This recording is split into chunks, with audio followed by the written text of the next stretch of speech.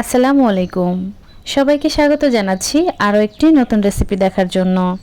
আজ আপনাদের সাথে শেয়ার করব খুবই সাধারণ ও ঘরোয়াভাবে লাউ চিংড়ি রেসিপি। লাউ কিভাবে সবুজ রং রেখে রান্না করবেন সেই টিপস সহ রেসিপিটি শেয়ার করছি। আশা করছি সবার কাছে রেসিপিটি ভালো লাগবে। তাহলে চলুন মূল রেসিপিতে। লাউ চিংড়ি রান্না করার জন্য এখানে আমি প্রায় 1 কেজি ওজনের কচি লাউ নিয়েছি। আর লাউটা যদি বয়স্ক হয় তাহলে কিন্তু খেতেও ভালো লাগে না, আর ভালো মতো সেদ্ধও হয় না। লাউটা আগের দিন কেনা ছিল, তাই আমি এর ডাঁটাটা কেটে রেখেছিলাম। এখন একটা পিলার দিয়ে এর চামড়াটা তুলে নিচ্ছি।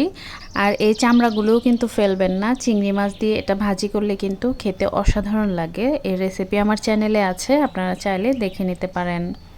সম্পূর্ণ লাউয়ের খোসাটা ছাড়িয়ে নিয়েছি। এখন আমি মাঝখান দিয়ে কেটে এটাকে ছোট ছোট টুকরো করে নিব।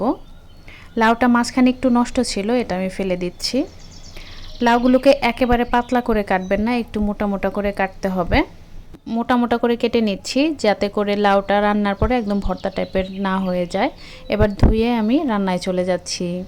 প্যান গরম করে এখানে 1/4 কাপ পরিমাণ সয়াবিন তেল দিয়েছি।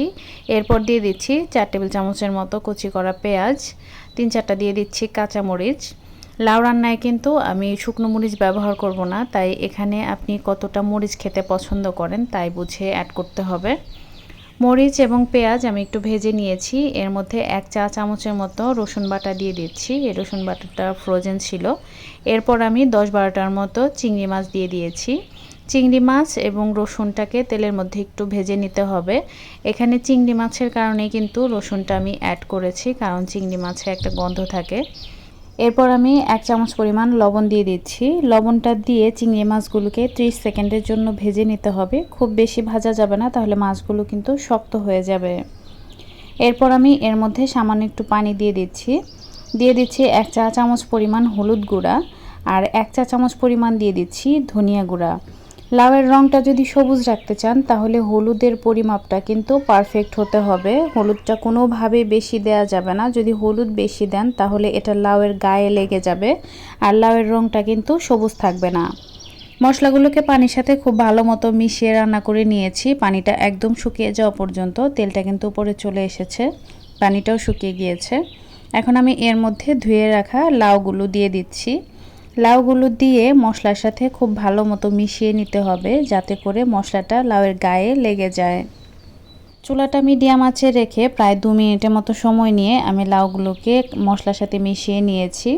এখন এর মধ্যে সামান্য একটু পানি দিয়ে দিতে হবে। এটা সেদ্ধ হওয়ার জন্য না, নিচে যাতে লেগে না যায়। একদম প্রাথমিক পর্যায়ে লাউ থেকে পানিটা বের হতে সাহায্য করবে। ঢেকে রান্না করে নিচ্ছি 6-7 মিনিটের জন্য। লাউ থেকে কিন্তু অনেকটা পানি বের হয়েছে। আর আমার এই সম্পূর্ণ লাউটা রান্না করতে আমি একটুও পানি ব্যবহার করিনি। লাউ থেকে বের হওয়া পানিতেই লাউটা রান্না হয়েছিল। আমি নিচে থেকে একটু ভালো মতো নেড়ে মিশিয়ে দিয়েছি। এখন ঢেকে রান্না করব আরও 5-6 মিনিটের জন্য। 5 মিনিট পর আমি ঢাকনা তুলছি। এখন আরও একবারের জন্য আমি নেড়ে দিব।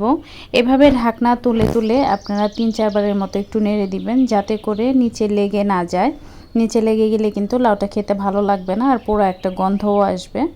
আমি ঢেকে আরও 5 মিনিটের মতো রান্না করে নিচ্ছি। আমি সব মিলিয়ে লাউটাকে প্রায় 20 মিনিটের মতো রান্না করে নিয়েছি। এখন নিচে থেকে আরও একবার একটু নেড়ে দিচ্ছি। আর এক টুকরো লাউ আমি কেটে একটু চেক করে দেখছি। দেখেন এটা কতটা সফটলি কাটা হয়ে গিয়েছে, লাউটা সেদ্ধ হয়েছে। আর এখনও বেশ খানিকটা পানি আছে, আমি আর পানি ব্যবহার করব না। যদি আপনাদের লাউটা সেদ্ধ হতে আরও একটু সময় লাগে, পানি ব্যবহার করার প্রয়োজন হয়, তাহলে একটু গরম পানি ব্যবহার করবেন। এরপর দিয়ে দিচ্ছি 6-7 টুকরোর মতো কাঁচামরিচ আর ধনেপাতা কুচি দিয়ে দিলাম প্রায় 1/3 কাপের মতো।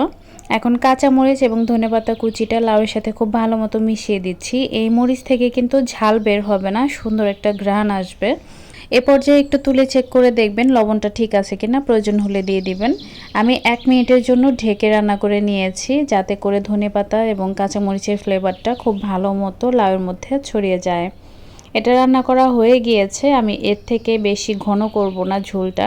আপনারা যদি চান আরও একটু মাখো মাখো করতে তাহলে ঢাকনা ছাড়া রান্না করে নেবেন আরও 1-2 মিনিটের মতো। আর সম্পূর্ণ রান্নাটা কিন্তু মিডিয়াম থেকে হাই হিটেই করতে হবে, লো আঁচে করা যাবে না, তাহলে লাউটা খেতে একটু টক লাগবে। আমি চুলাটা অফ করে প্যানটা সরিয়ে নিয়েছি।